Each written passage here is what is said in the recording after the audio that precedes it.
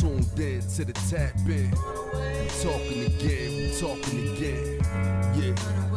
Welcome to the podcast. Might talk a little shit, get a little brash. Might drink a little bit, smoke a little bit. Vibe a little bit, laugh a little bit. Yeah. Hosted by Fidel. Tell it like it is, only tell it real. Live every Tuesday, you know the deal. We talking again. You now tuned in to the tap in. You now tuned in to the tap in. You now tuned in to the tap in.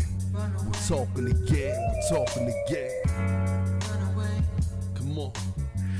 What's up, everybody? This is Fidel, Talking Again podcast. I'm here once again, another edition of Talking Again podcast. We're here at the Tap Studios, and I'm here with none other than Liliflor. Hi, Fidel. Thank you for coming on. Oh yeah, they're there too, you know. Hi. But when we try talking, we pretend that they're not there. Okay, but sometimes okay. I break that fourth wall. Yes. It's fun, you know. So I'm gonna do like Flea. Hey, what's up? He said that. And Oh. then I'm gonna go like. Have you seen Flea? No, I've never seen.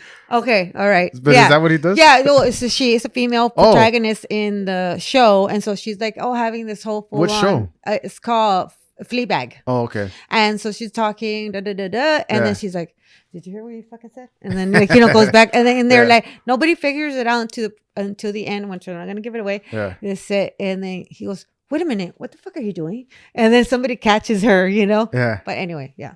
Yeah, no, that breaking the fourth wall, I love it because I think there was a movie, one of those superhero movies. I always forget. Is it Daredevil? No, not Daredevil. That's a blind guy. I'm not into comics that much. I wish I was. I am, but like I don't think it was Daredevil. No. The other guy, black, red, all the kid. He's always cussing in the comics.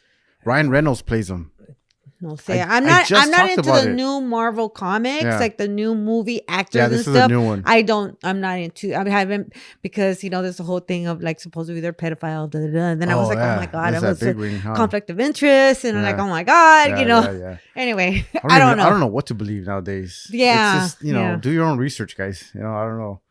But sorry, I don't know the guy's name. Anyway, But he breaks the the fourth wall wall all the time.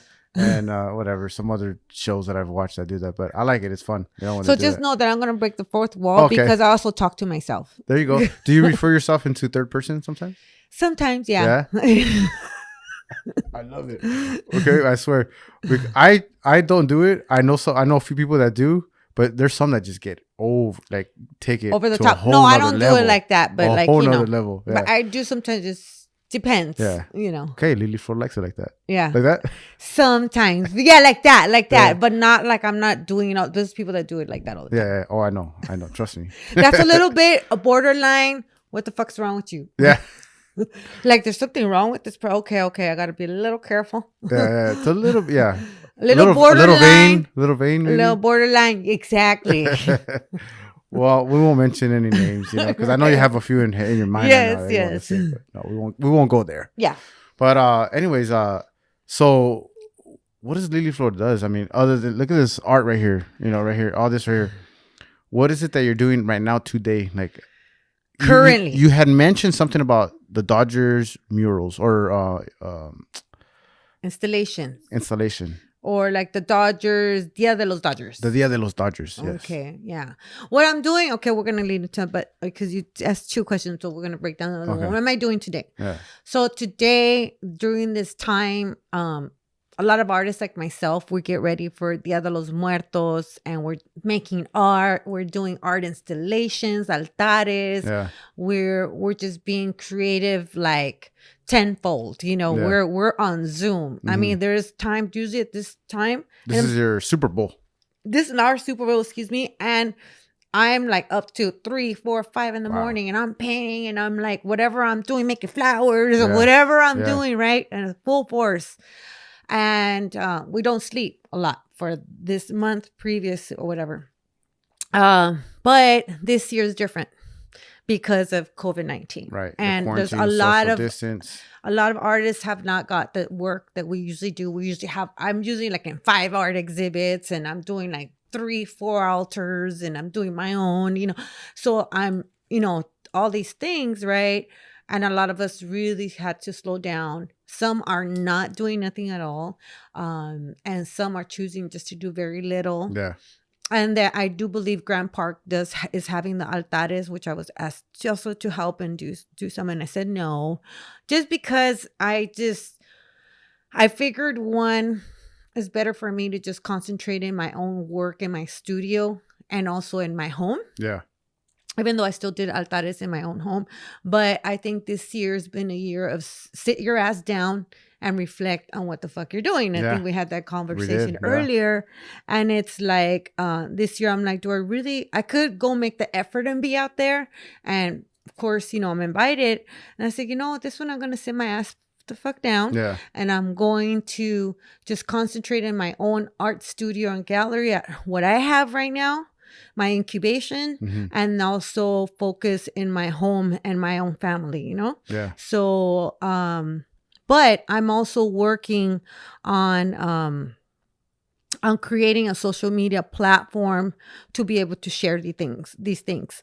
So this year, what I decided is instead of being out there, I'm going to be filming and doing live streams all week until Dia De Los Muertos, till November 2nd. Yeah. So it's going to be random live streams on my channel to show what I'm doing. Like work that you're doing in your studio? In my studio, what I'm doing at home, to honor That's Dia De Los cool. Muertos. Like your own little private channel. Like kind of my little private channel. I don't have cameras and lights and all that. I'm just, my little phone and ya estuvo, So that's really what I'm doing. It's going to be random things, People give me a time because I put people October 27th to November 7th. I'll be live streaming. And they're like, what time? And I'm like, you know what? I have no fucking time right now. Like right now, this moment in time, and even in this whole year, there was no exact time how to do things for anybody, So during this time, I really don't have an actual time. Plus, we have the World Series that we're gonna win. Oh yeah, go Dodgers! Well, by this time, we've already won. We already won. Okay. All right. I am a little, knock on wood. Yeah. So yeah. Dodger wood. The Dodger wood. Okay, let me touch it. And so good vibes. Okay, so I'm actually working around that schedule. Yeah.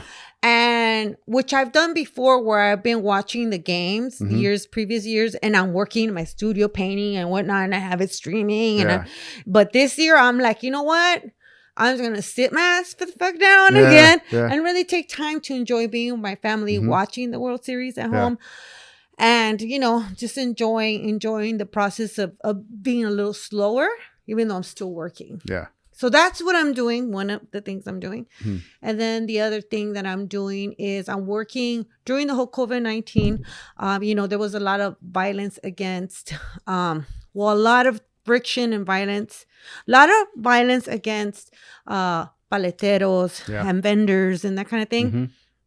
And there was a lot of black and brown friction, Right, yeah. There was a lot of a lot of negative on both sides, right? So, but there's a lot of factors behind that, right? Things that people don't see usually on social media, don't know the backstories, right? So I've been in this realm of political activism, or what we call artivism, an artist with an activist and one. So that's a lot of people term it activism, or they call it now artivism. So they say, oh yeah, I'm an artivist, Before it wasn't in the books, now it's in academia. They have actually. Is it really? Yeah, now it is. Before it was a joke, kind of, it wasn't like, oh, you're an artivist. It was like, oh, I'm an artivist. It's kind of like a joke, like I'm an artist, but it's kind of like an activist, but not really an activist, Right, yeah. But more an artivist in promoting our cultura, right? Through art. And so that happened. And so I was invited to an emergency meeting in South Central LA in Chuco's Justice Center. And it's a youth political center that's a hub for a lot of organizations and organizing. So it was an emergency meeting because things were going down in the hood. It was getting heated. It was going to be like pretty much a race war. Yeah. Nobody knew what's going down, right? And so we went in as concerned citizens, as artivists, as artists, as just humanitarians, and caring for our communities, whether they were black or brown. At this point, it didn't matter. And so we went in with a lot of, I went in with also gang prevention workers and other political organizations and leaders and stuff. So we had this emergency low-key meeting that a lot of people don't know that it really did happen. Yeah. And these are people that were involved with the gang truce. And I'm not going to say the details of what happened because some of that is very private. But so people know it was taken care of. Okay, that's all they need to know. Because I mean, I remember watching videos, reading about it, and you did feel a little bit of tension. Not me personally, but you can see it, there was something going on, On social media, you can see it. People are posting angry, I'm going to get back with guns and all this stuff. And it was like, whoa, shit's going to pop off. It's not cool. We don't need that shit. And so we went in not to just be interventionists, but be peacemakers, harmony makers, and also to bring some healing to our communities. So, and how we were going to approach it, right? As organizers and community workers. And so I went in as a support. And so out of that, we became Black and Brown Alliance for Justice. And it was a group of people. Started about 30 people. And from all walks of life, people came from different places, right? And there was artists, organizers, just regular citizens, people that have lost their kids to violence, all that, right? So we just formed that. And so I was part of, I volunteered to be in the art committee. So what are we going to bring with art? I said, let's do a unity mural. And so I came up with this great idea, which was a lot of work. And during that time till now, we've been looking for a wall, and now we have someone who's sponsoring a wall. They're called Inner City ICU Art, and they're sponsoring this Unity mural that's going to happen November 7th. And it's going to be in East LA off of 3rd in Indiana. And also we have other supporters that are coming in to support us. And we're going to do a food giveaway to the community, and it's about showing unity in our cultures through muralism and art. So we're going to put it all up there, so that's what I'm doing. Are now. you going to do that with both like diverse as far as muralists, or is it going to be one mural? It's a diverse. So we have a Black brother. Her name is Create, well known from the Lemar Park area.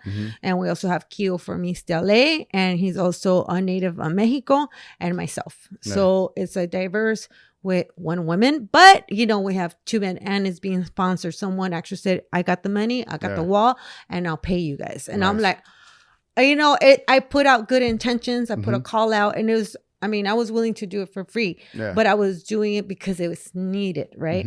But now we need to raise funds because we want to continue this as a unity mural project throughout Los Angeles. Yeah, I think it's important that something like that is something that's a continuation and not just a one-time deal. It's not gonna be no one. It has to be continuation. So this alliance, this Black and Brown, is it Black and Brown? Black and Brown. Black and Brown Alliance. Is that something that exists now? We have.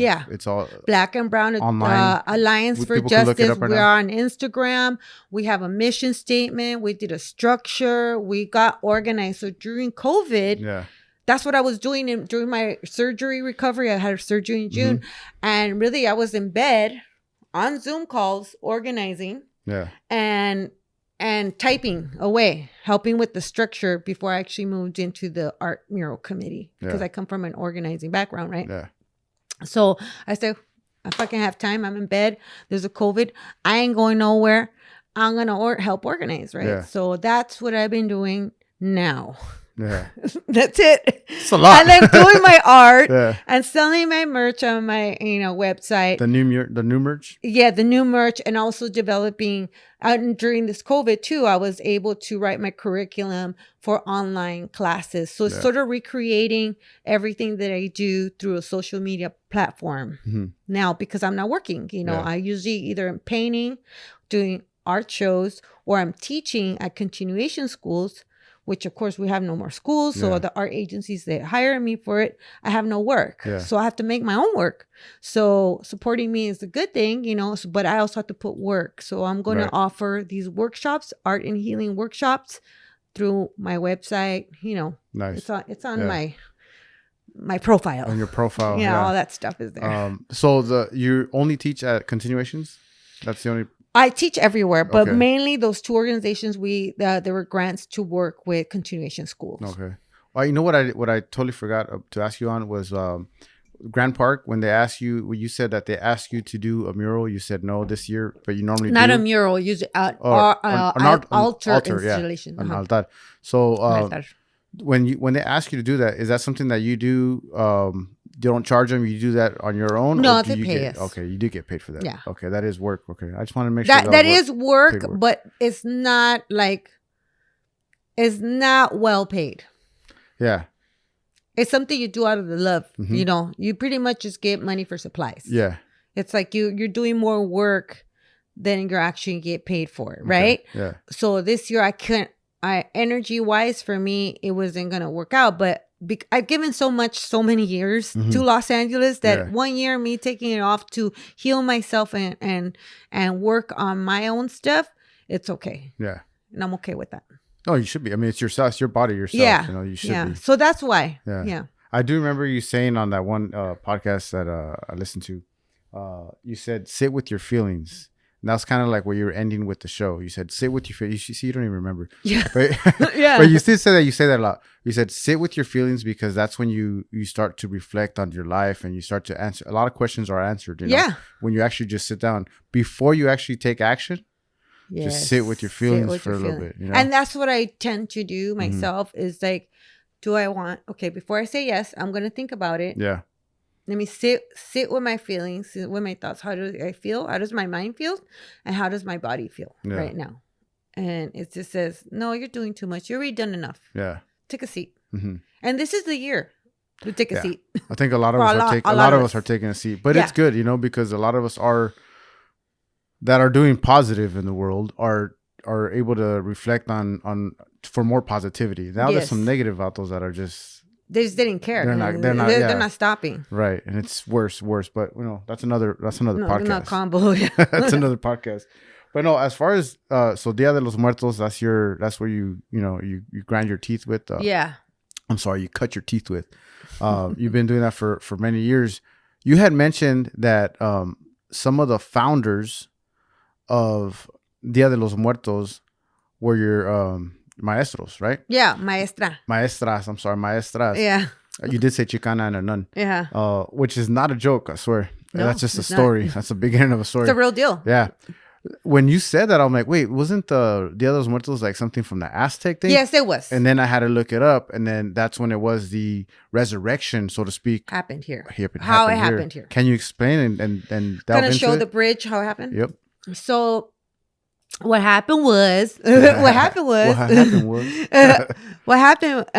is, of course, we know, I hope that most people know that Dia de los Muertos didn't come from the church. Okay. It came from an indigenous ceremony, an indigenous practice, and it's Mesoamerican, and what people know is also pre-Hispanic, right? Which I don't even like that term. That's a pre-Hispanic. Yeah, that's a or they call it pre-Columbian. You know, that's an anthropological point of view, but it's also a westernized point of view, right? And it's also a colonial view, you know, because we just say, well, I feel more comfortable saying Mesoamerican, or I say now what cosmology. Now what cosmology is that's Aztec. Yeah, it could be Aztec, Mexica, it could be Zapotec, it could be, you know. Okay. It's an encompassing. And it's also Mesoamerican does that too. All the other terms I just tend to sway away from them.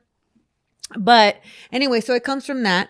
And it's an indigenous ceremony because we honor our ancestors through those teachings, right? Traditional teachings.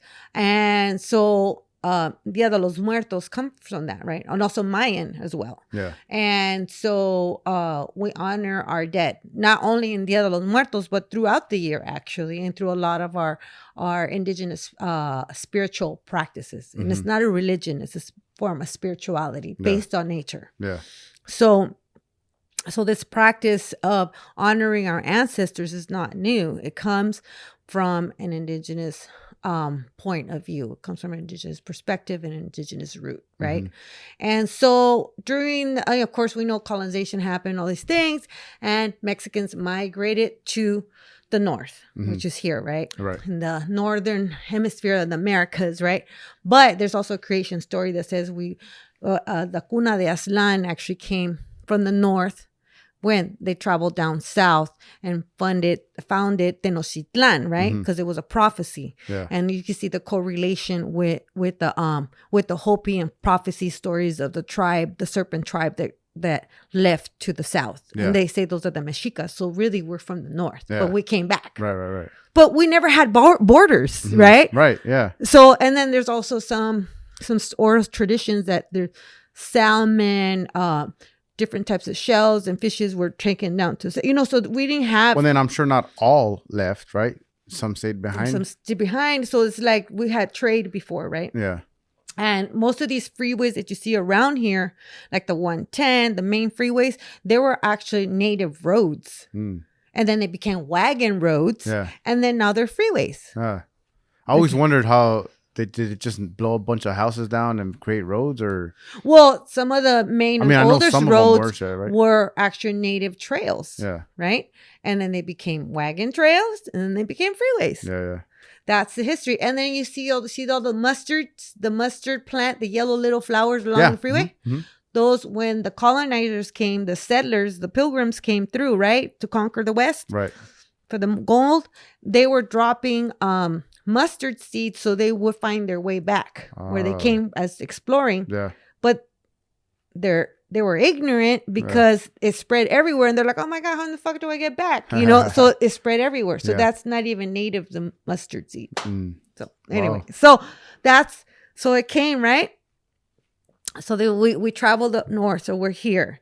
And we're talking about, we're already in the state, we're in the Americas now. We're talking the 1800s, Guadalupe Hidalgo Treaty. Boom. It wasn't honored, right? Yeah. That's kind of like, and the 1800 Guadalupe, have you heard of that? Yeah, that's okay. The Hidalgo, right? So then that wasn't honored, right? And then you had the land grabs, right? That's all the land grabs.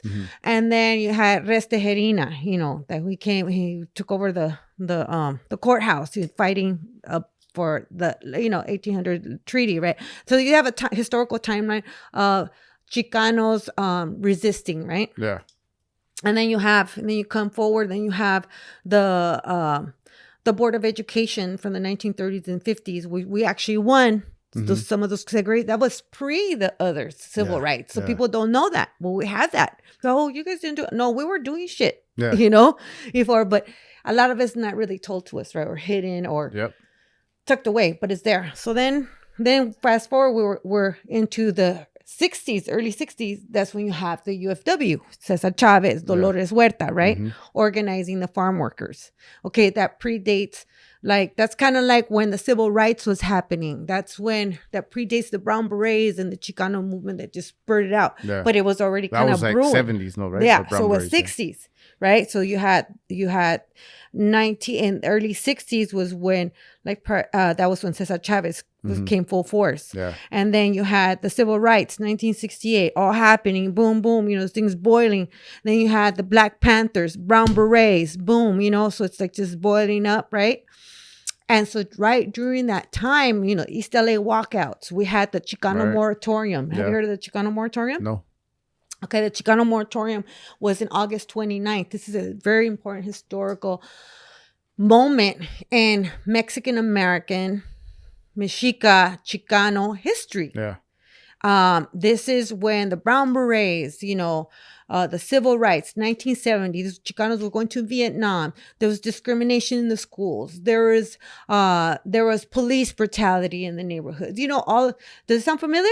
Yeah, sorry. Too. Okay. That happened and that was happening, right? Yeah. In the 60s. I mean, even before that. But that's when they came out in August 29th, 1970 was a march in East LA in Salazar Park. And about 30,000 raza came out.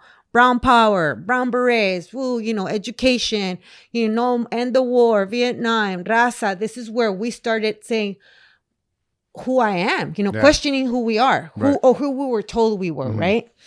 And this is where our indigenous roots started. We were like, whoa, wait a minute. ¿Quién somos? Who are we? You know, like, well, where did it come from? Where did my ancestors come from? And, and all these questions. And so they started coming out to light, right? People were writing, doing newspaper, doing murals, all over East Los and throughout the country, right? Texas, Chicago, everybody was doing their thing, right?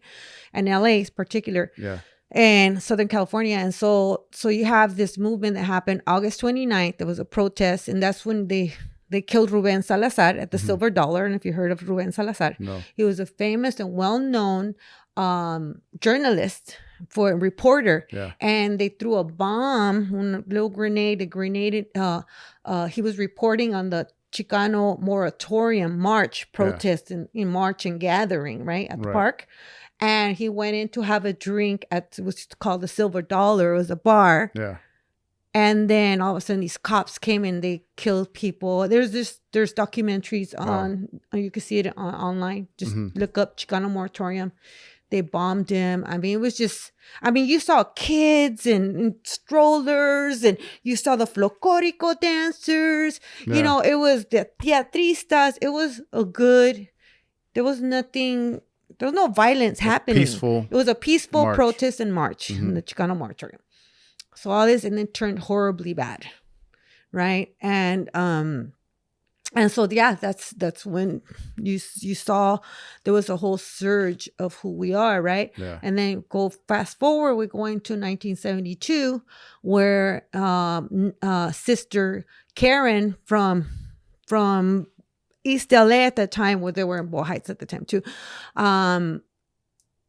started doing this. I think she started in a garage, and then she got a grant to start self-help graphics on what we call now Cesar Chavez, but previously used to be called Brooklyn. It was Brooklyn. Yeah. And now it's Cesar Chavez. And so they got self-help graphics.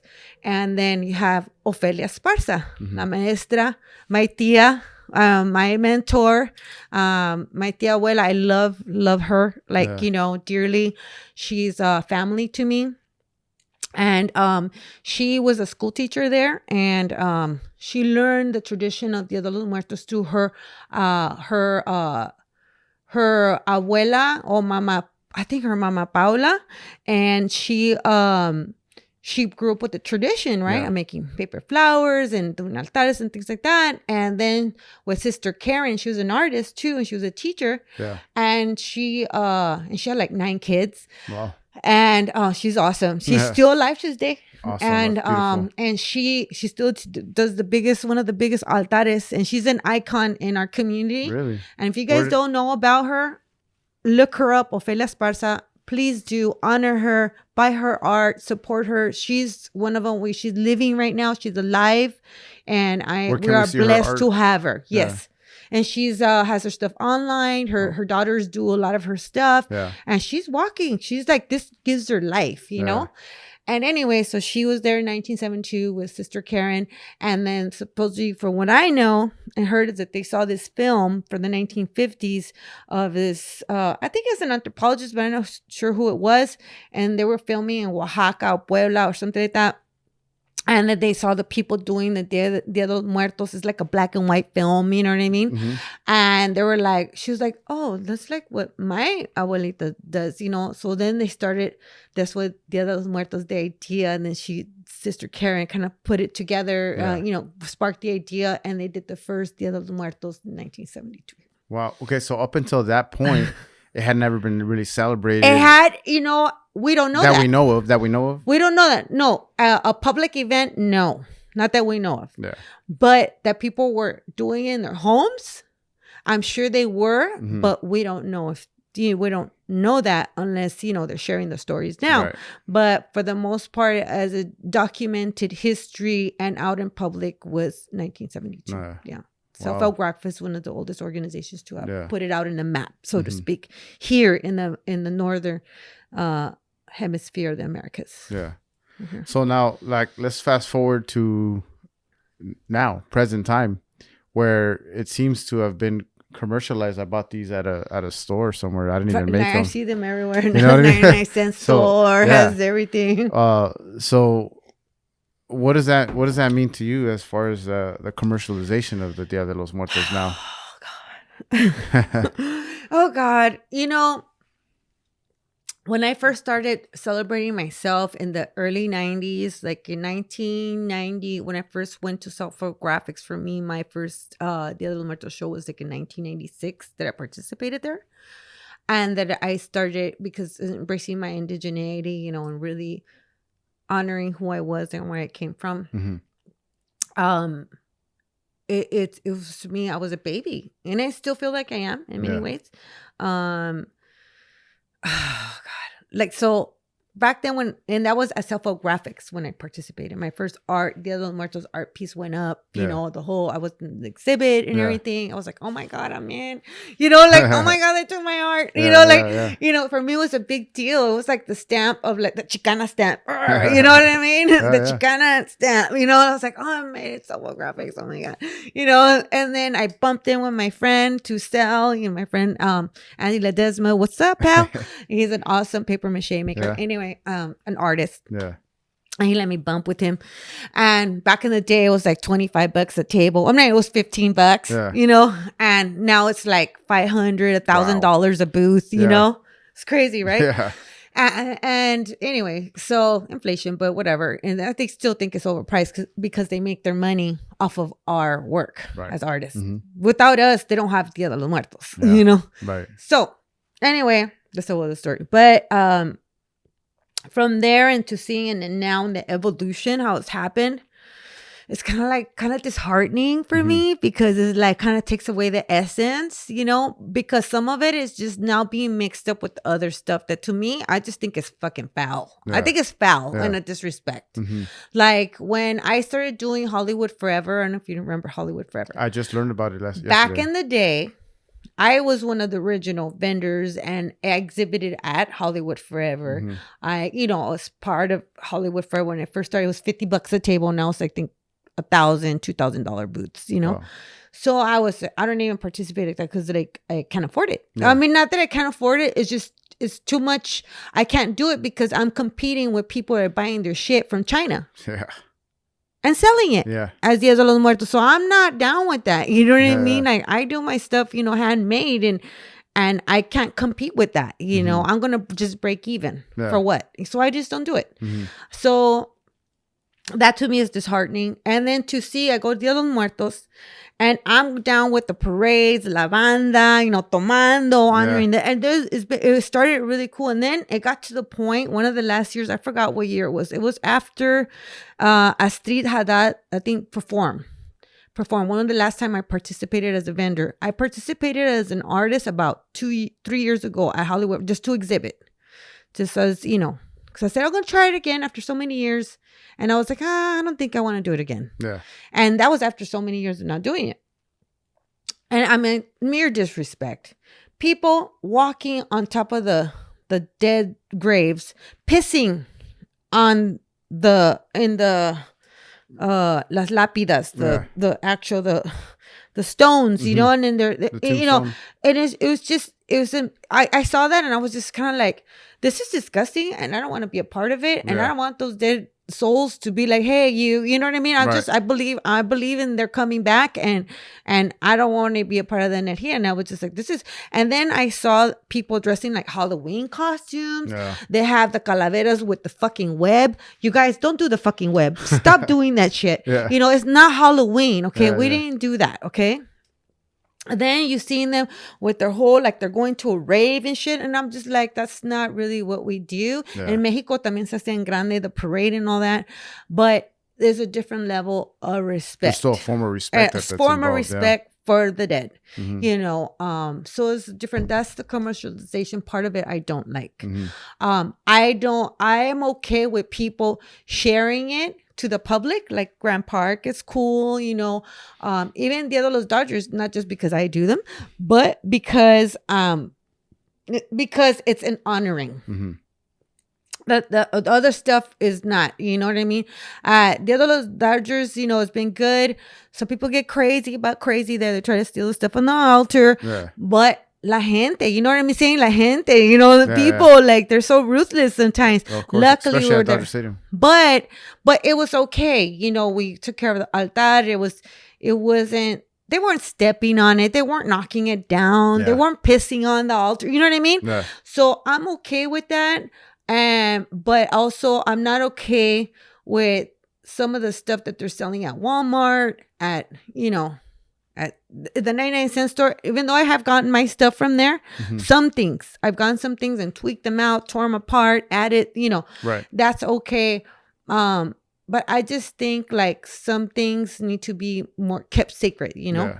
and then learning how to do those things is part of the ceremony. Learning about doing the cempasúchi's, the paper, and learning the creation stories behind them, Well, that's one of the reasons why I'm doing this is, and I kind of talked to you about this, is that I don't want to, I don't want to host here ever a Dia de los Muertos art thing, hey, let's get the kids coloring and stuff like that. Yeah. When I can't explain to them what Dia de los Muertos really is, the true meaning behind it all. And obviously, buying it is easier than making it. But the thing is that you probably get more gratitude from creating. Yes, that's the whole ritual. Right.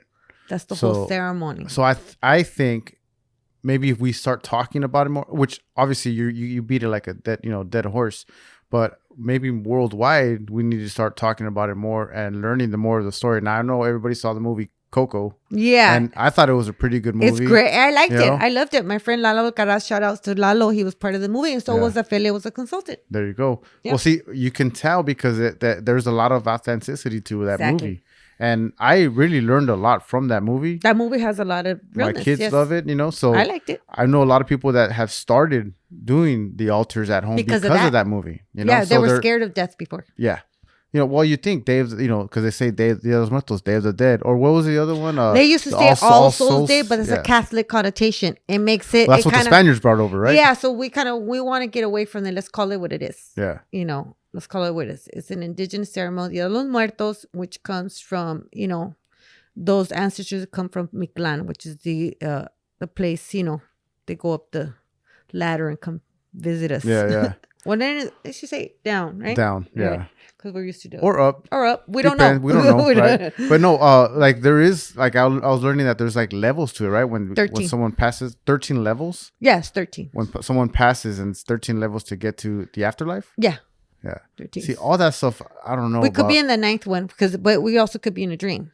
Oh, okay. State, but we don't know. We don't know. Or That's we could the beauty be, of it. That's the or interesting some part. people say we're in hell, and some people say we're not. Yeah. You know what I mean? Or Right. some people say you could die and be reborn, so you could relearn whatever you didn't learn. Mm-hmm. So, but I believe I don't even necessarily know because I don't know. Yeah. We don't know, and we call it the great mystery. Natives, how we pray and how we believe, we call it the great mystery. Yeah. Because it's a mystery. It is.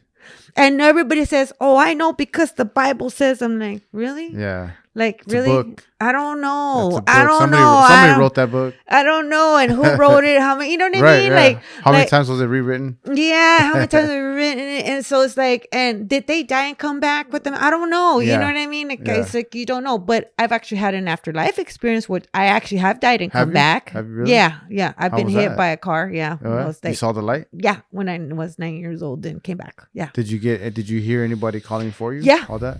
I did though. No, mine told me to go back. Oh, But okay. I heard, I went through the whole light thing. Yeah. Yeah, it does happen. That's crazy. Yeah, I've heard stories when I like hear that, people yeah. talk about it, it's yeah, it does. Yeah, that's confirming. Yeah. Did you get a new what so you said how old are you? 9 years old. 9 years old. Do you feel that you've changed since you were 9 years old when you had that experience, the way that you were living your life after 9 or 10, 11, 12, whatever? 9 But years old. did it change at all? Just maybe more of a free spirit of not so much that you're invincible, but more like I'm gonna live my life. Yeah, me vale I mean, at madre. 9 years old, Yeah, how much, I guess, No, a lot of, But- well, I had a rough experience in childhood, so definitely that. Well, for me, it was different levels. One, I didn't know what was happening. I had no idea till now. Reflection, Mm-hmm. it's wow, that was intense, right? No, I was little. I just thought it was just kind of probably being in the movie Coco. Oh, this Yeah. is cute. Oh, Yeah, this is nice. Oh my God, it's so pretty. Yeah. That's how I felt. It was cute and wonderful and looked like a Disneyland. That was my experience. But so I didn't think much beyond, even when I came back. But what I did like about it when I came back was that I got all kinds of attention. My dad came around because he wasn't living with us. My mom he had left. And so I had my daddy with me. You know, little girl daddy issues. Oh my God, my dad really does love me. You know, so that for me was really, that's pretty much what I got out of it. But as now that I'm older, reflecting on what happened, I was like, wow, that was intense. Yeah. Oh, I can imagine. And so I remember how I felt physically and how it felt, the warmth, everything, you know. That's crazy. Yeah. I've never had an experience like that. You know, but I've heard of many experiences like that. But and it's good that we talk about it though, you know. But yeah, that is intense. Yeah. You had said earlier about you becoming who you are, right? At 19, 20s, when you kind of had that moment of where you knew what you wanted to do, but it wasn't until you were 25, 26. Well, not really. I was trying to find out who I was like, I've been lied to. Yeah. Well, okay. Yeah. That's when you started to get that. Yeah. That's what happened. That moment of realization, right? Or clarity. But it wasn't until you were 25, 26 when you really started to like dive into it. Yeah. How was that for you? I mean, I know you said you graduated from UCLA, right? Yes, I did. So, and you had a little bit of political stint with, you know, doing some activist work. Yeah. Talk to me a little bit about that. Because I know you're defending, but you were trying to protect and preserve the murals in LA, right? Yeah, that's a whole other thing too. That's another podcast? That's another part. But I have a whole timeline. But no, we'll make a note of that one because that's for another podcast. Yeah, that's another. I did part of the whole mural moratorium, and that happened. That's what it was. The mural moratorium. Yeah, so that was a whole other fight. Yeah, like about 4 or 5 years ago. Yeah. But my definitely political consciousness or self-awareness really came when I was 19, when I got out of high school. Actually, I was supposed to go to university. All I needed to do is make up like one class, a math class. And my mom was Mexicana. And she's like, oh, hell no, you're not going to go anywhere. Yeah. Like, you go, we all go. Yeah. And I was like, I'm trying to get away from you guys. You know, I'm trying to get away from the hood. Because, you know, because when I was younger, so I come from the whole hip hop graffiti movement and also come from the streets. You know, I was tagging when I was like 16. So to hanging out with crews and ditching, going to HP. And, you know, on Tuesdays, everybody knows about that. Yeah. Anyway, so getting fights, you know, and then also being involved in the hood. You know, I came from that. Doing hood South Central. I wasn't doing too good. You know, I had like a double life. You know, I had a hood life and then I had my art academic life in the suburbs because I was taking the bus back then, the rough, tough, and dirty, the RTD from LA to the Montebello district in Bell Gardens High School. So it was an hour and a half, 2 hour commute. Yeah. And you look at my yearbook, it's like, oh, hey, Chola, don't get in trouble. Like, hey, stop tagging around. And like, all my dedications were like, you know what I mean? But I was in the dance club. I was in the choir. I was in art. You know, I was in the arts. But, you know, that's what kept me alive. Yeah. And I did my work. I did really good in work, like as far as academics, but really bad behavior. I was bad. Like, you know, and they would, for instance, it was like, you know, we kick you out and suspend you, but I don't get it. You know, I'm like, I do, you know, you know, so I went to this more, an area where it was different. You know, my friends knew I looked different. I mean, I was going to school with biker shorts, fucking shell type Adidas, footsies. You know, I had like ring, which I still have my rings, gold rings. You know, I had a salt and pepper hairdo. You know, and I would just, you know, I was very eclectic. Plus, I liked other types of music too. And so I just had this double personality in many ways, right? And you being the chameleon that you are, or two. And I said personality, I would say the chameleon that I was. And then and I would go even if I went to say like a metal party, which I did. And I looked like I didn't belong there. Like I looked like I forgot to go to the JJ Fast show. You know what I mean? Like I ended up in the wrong party. You know, they had mosh pits and all. Too much color, huh? Yeah. And they're like, hey, what's up? And then actually when I was like, I kind of like you. What's up? You went up 40. All right. You know. So that was, you know, that I emerged through LA in different scenes, you know, and I was always cool with that. And I think it's because of my mom. But anyway, so So that coming, to from that area.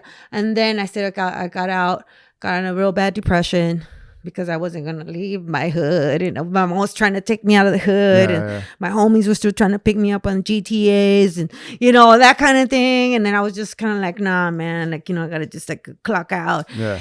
And it was just really bad. And all of a sudden, from one day to another, I got out of this depression. I just gained weight, all this stuff, And my friends like, let's go to Hollywood, Ramona. And she said, let's go to Hollywood. And then they just gave me some shawarmas, I'm like, oh, shawarma's going to like make me feel better. And then, dressed up, And then I just started feeling, I had a good friend and she was really good with me. And she's like, come on, we're going to enroll in Compton Community College. And I said, let's get out. Let's not go to ELAC. Fuck that. Let's not go to ELAC. Let's go somewhere where nobody knows us. Like, all right, nobody knows our name. All right. So let's go there. So we went. And then I did a Latin American studies class. Oh my God, life changer. So I was 19. I took this class. Mr. Bermeo, rest in peace. He's an ancestor. I went in and the first thing I heard was John Trudell poetry. I heard Bob Dylan. He played Bob Dylan as the students entered, And I was like, who the fuck is that? Like, who's that? Like, I had no idea who Bob Dylan was. I had no idea who John Trudell was. And he's all, everything that you learned in high school, throw that in the trash. And I was just like, oh my God. I was thinking, who's this guy? Who's this guy? And I was just thinking like, I kind of like that, but it's kind of weird, right? And then my other friend, she was getting mad. She was pissed. And I was like, me asustas, pero me gustas. Yeah, right? Yeah. And I was just like, okay, this is cool. He could look like hippie, long hair, chanclas, and he was like, I think he was Argentinian. Mm-hmm. He was Latin. He was Latinx. He's very suave. He was a Latinx dude. Longish hair, And anyway, so then he started teaching and then what the extra assignment was to read Carlos Castañeda, to listen to KPFK, to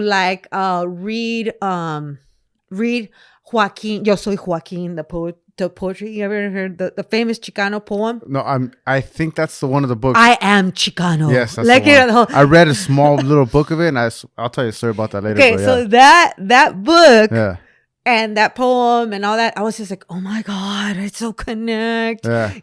I was just doing it for extra credit. I really didn't give a fuck, really, to be honest, right? And I was like, I just wanted the extra credit. But then when I read the book and then I just got into the other books and I was like, oh my God, I love this. What the fuck? Where do I do this? Where do I do like Sweat Lodge? Who has the mushrooms? Who has the peyote? Who has the mescaline? Where's where's the Sweat Lodge? Somebody tell me. I was just like looking at eager, ready to go. I was like, oh my God, like, and then that's when I started asking my mom questions of like, who are my abuelitos? ¿Y quiénes son? ¿Somos indios? ¿O somos mestizos? Somos mestizos. That's the word, right?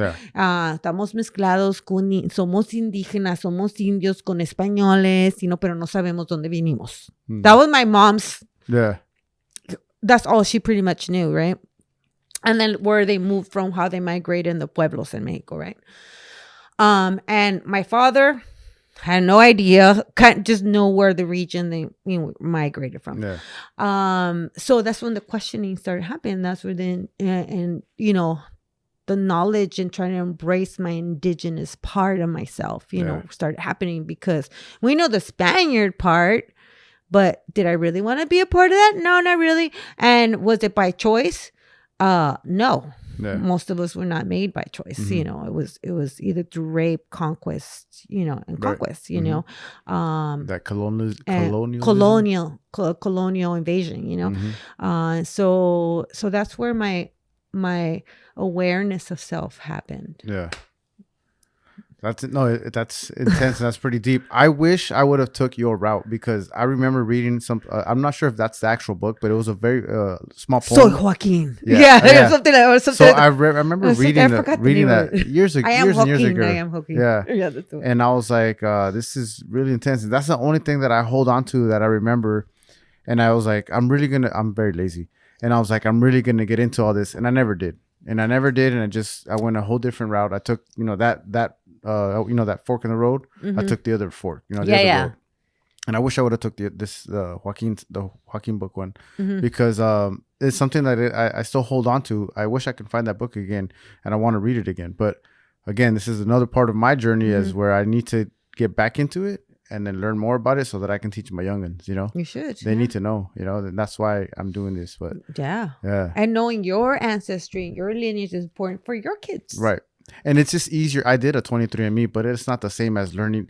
The journey of learning who you are from here to there, that's the beauty of it. It's not just opening a book and this is who you are. Yeah, 23andMe, exactly. You know what I mean? Who you are, who your parents were, and who your grandparents. That's and how they became. That we call the generations, right? Yeah. And so you did the 23andMe. ¿Qué te salió? A lot of everything. Yeah, we'll have a lot of everything. Yeah.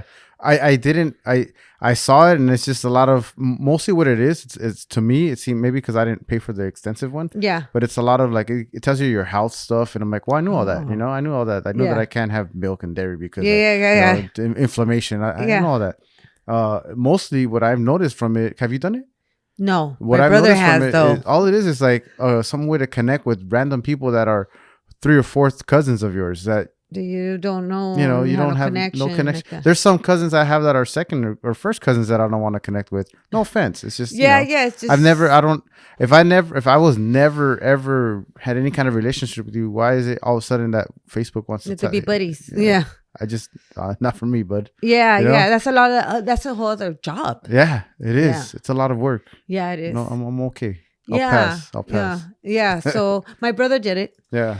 How was it for him? Did he explain to you at all? Yeah, but because he has a different mom, it's a little different for us. But it definitely, my brother is very Spanish looking, but he came out, salió 60% native and the rest other, Spanish and a little bit of Asian and like 5% black. And he's like, oh my God, I have 5%. I'm like, he's like, only from the waist down.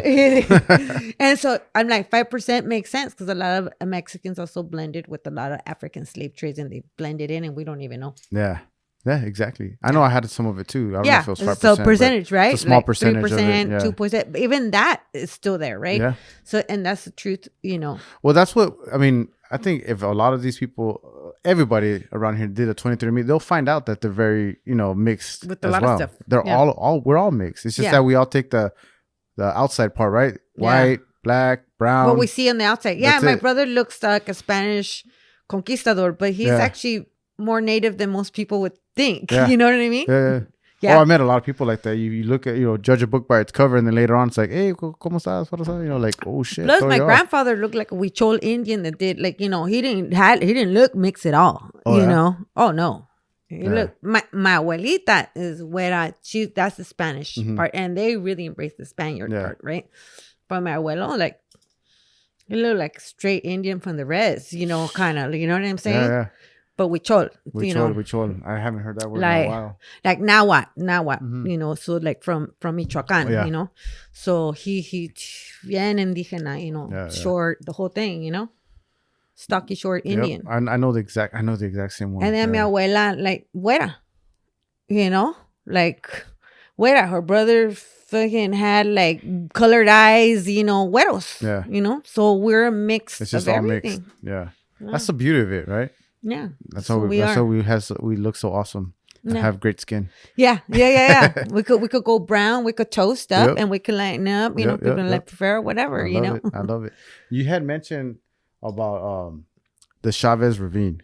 How is that gonna tie into the Dia de los Muertos? And I've heard a little bit of the story of how it got taken over, all the people that live there, but how does that tie into Dia de los Muertos, or does it even tie into Dia de los Muertos? Well, yes and no.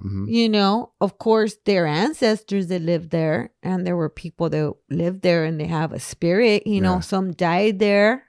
We don't know if there was actual graves there either, I don't know that part, but Chavez Ravine for me, and I had also a conflict of issue with that too when they first asked me to do Dia de los Muertos installation, so I was kind of like, But to my defense and to everybody out there, they were in the altar. I put them in there. Yeah. But people don't know. So how did you subliminally kind of? They were subliminally, and they actually put a picture of them in one of the paper mache pieces that I did, and they were underground. They were underneath the city, like buried almost. Oh wow! But if you saw Dodger Town and you really look closely, you could see that they were there, and it's sort of like my homage to them, and to sneak them in there, you know, because of course people are sports, so you wouldn't want to get political, right? The Dodger Stadium just being there is political. Yeah. Well, when you look at your history, you'll find out. Yes. So they're like, oh, let's not get political. People bash me on that, you know. Yeah. And I'm like, I'm a Dodger fan, but I also respect the families that had to leave, and also respect the families that choose to still support the Dodgers. And I also respect the families that choose not to, right? The displacers as well. Their Chaga family, my friend Melissa Chaga, God bless you, girl. It's like, you know, she's a total activist for her familia because her family was big time displaced, and she's totally down. She has shirts that say displacers, and this whole thing all looks like Dodger gear. Yeah. I mean, she's in it to win it. She's pissed. Yeah. And so is her family. Okay, you know what they did? The Dodger Stadium was fucked up. They just gave him a little olive tree fucking leaf commemoration. Where's the monument? Where's the scholarships for their kids? You know what I mean? I think as Dodger fans, we need to demand those things, you know, like the ancestors or the families, you know, the descendants of the people that were displaced. They should get scholarships. Yeah. They should get honored at the stadium. They should have a monument. Are we not making enough noise?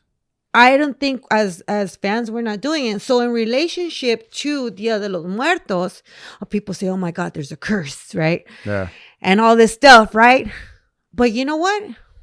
It's not hokey stuff. It's real. Yeah. I believe that. Because my homegirl, Melissa, might just be at home fucking doing her ritual that I don't fucking know. Yeah. And like, you know, when shit went down, when, you know, the Cuban brothers, and there's no like disrespect to the spiritual practice, like it's a religion, but I mean, we were saying, fuck, man, they were probably ready with the fucking chickens in Cuba because they fucking won. This shit happened, and we're like, oh my God, what the fuck happened right there, right? In the game, right? Recently, not this yesterday, but the day before. Yeah.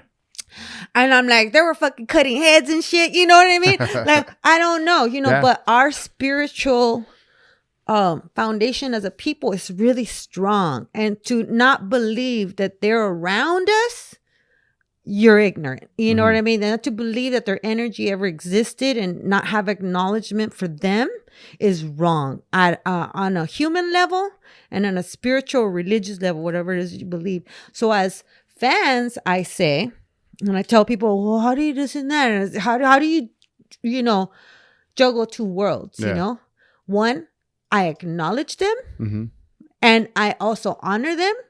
And I talk about them like I am here now. Yeah. And I'm not afraid to. You know what I'm saying? Yeah. So, and as fans, we need to rally behind them and say, you know what? This did happen, regardless of where a fucking curse they're saying, whatever.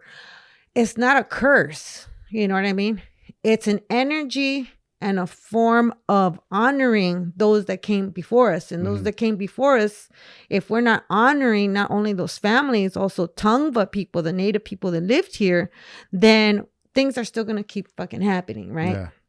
On a spiritual level, right? Call it whatever, a curse or whatever, but it's not even a curse. Right. It's just a spiritual thing. And for me, it's like as fans, we need to demand that this happened. Yeah. I mean, they make so much money on merch. They make money in sponsorship. They make money in tickets. They make, you know, like, you know, on and on and on. We could go on and on, right? How much do they pay the players, right? Right.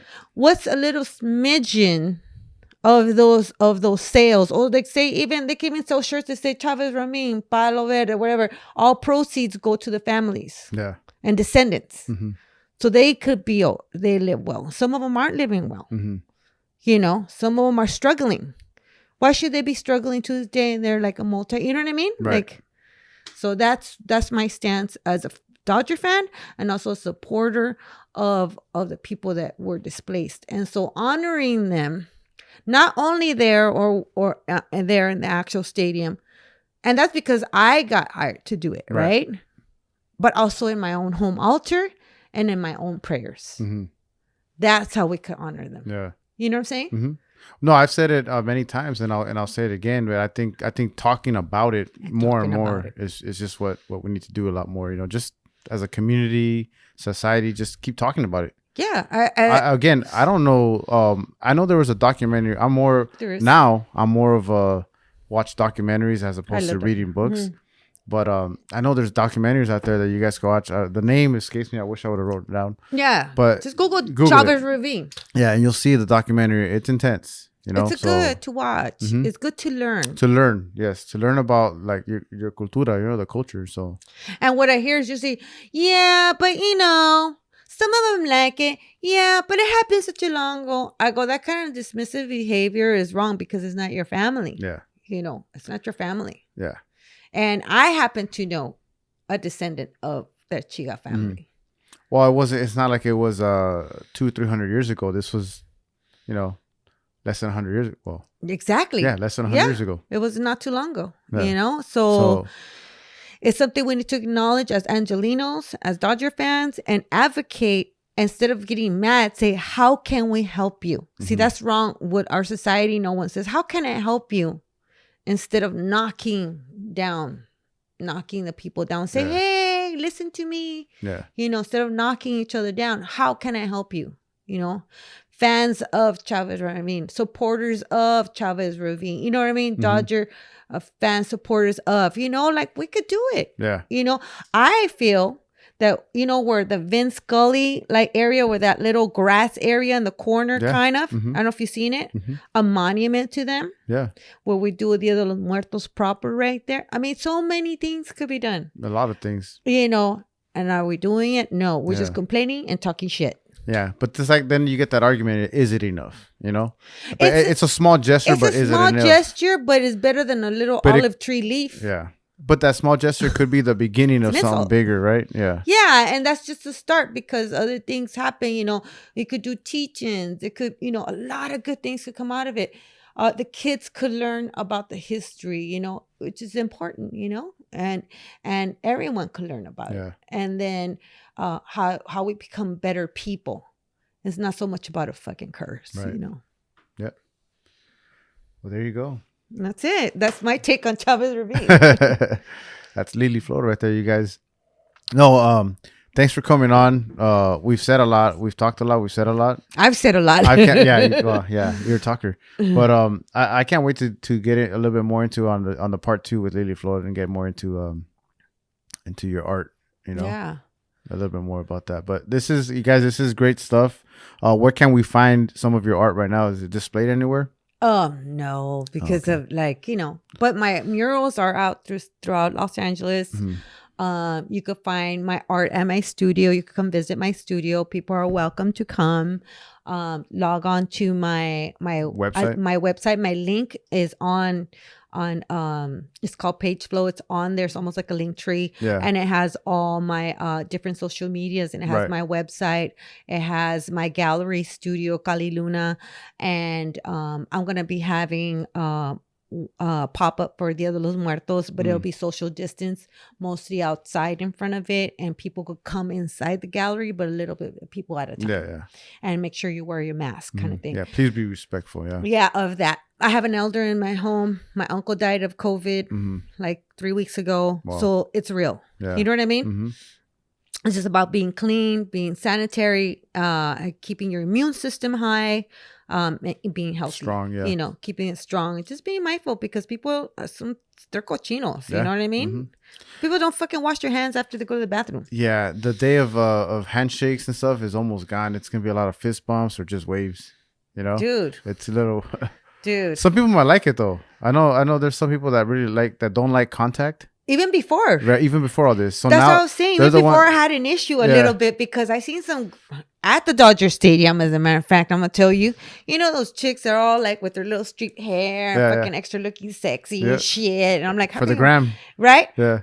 They fucking go there. Okay, these are Dodger fucking fans. Viejas cochinas. They fucking in the restroom and they come out. They don't wash their hands. Oh. Fucking nasty bitches. I thought it was only the guys that did that. And then you guys fucking having dick water. Oh my god.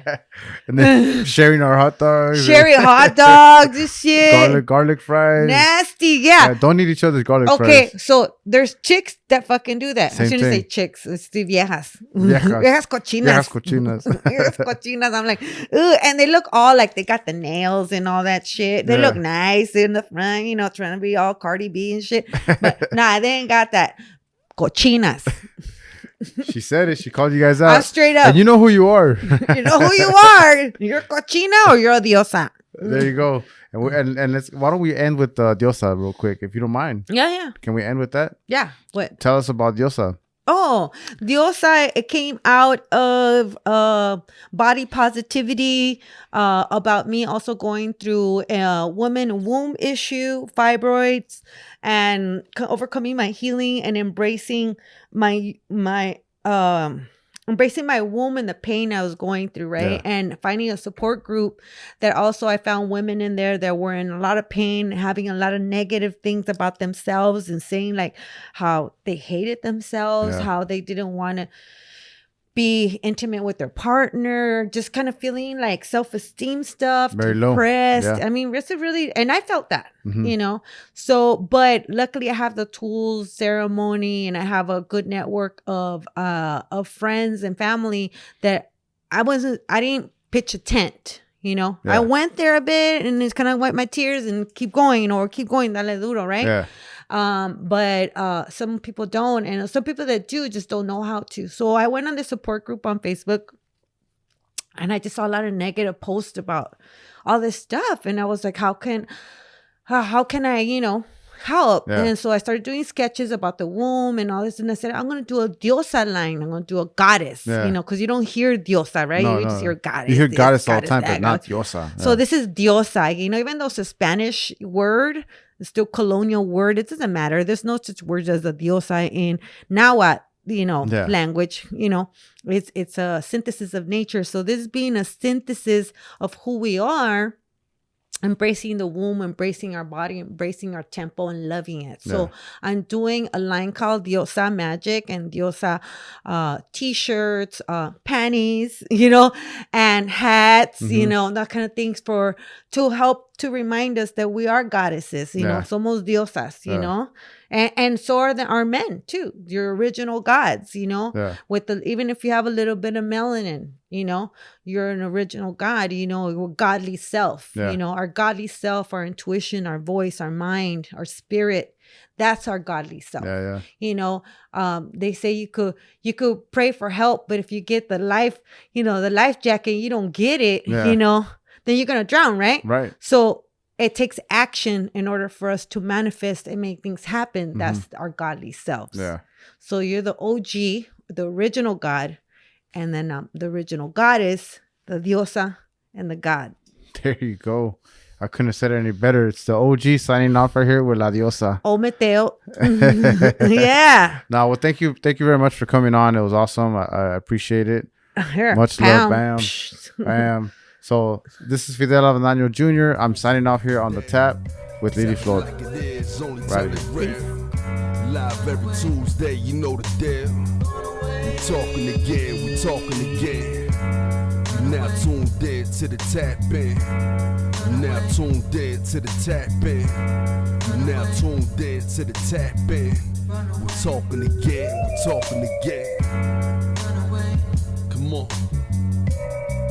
We're live.